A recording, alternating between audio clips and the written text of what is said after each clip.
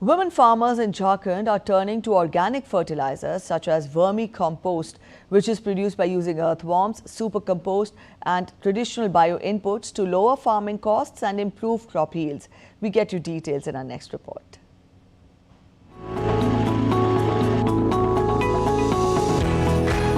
In Ranchi's Nagri block, rural women are leading a shift towards organic farming.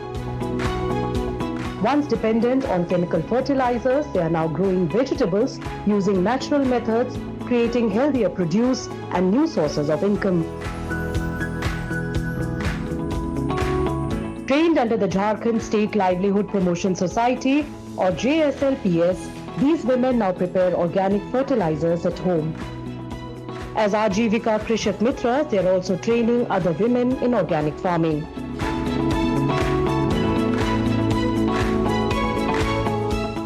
मैं गांव का एक दीदी हूँ, कृषि मित्र हूँ, जिसमें हम दीदी लोग को सिखाते हैं कि जैविक खाद कैसे बनाया जाता है और जैविक खाद से क्या फ़ायदा है, उसका बारे में हम दीदी लोग को बतलाते हैं।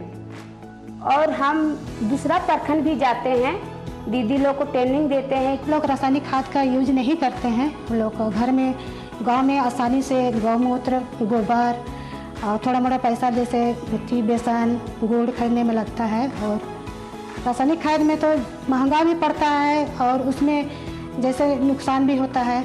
कीटनाशक के लिए दवा तो चलाते हैं, लेकिन उसमें कीटाणु तो मर भी जाता है, लेकिन उसका स्वाद भी खराब कर देता है। देखने में सुंदर फल जरूर रहता है, खाने में स्वादिष्ट नहीं रहता है।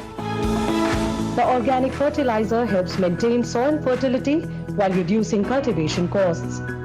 Made from cow dung, cow urine, jaggery and other natural ingredients, it allows the farmers to grow crops without chemical inputs.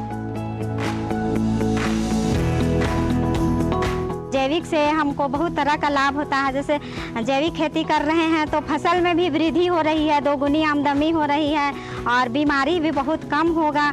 तो हम खुद भी कर रहे हैं और किसानों को भी बता रहे हैं कि आप लोग भी कीजिए, जैविक कीजिए और जैविक खेती करके मतलब आगे बढ़िए, अपना पैदावार को दोगुनी कीजिए। For these women, organic farming is creating a cycle of healthier soil, safer produce and stronger livelihoods.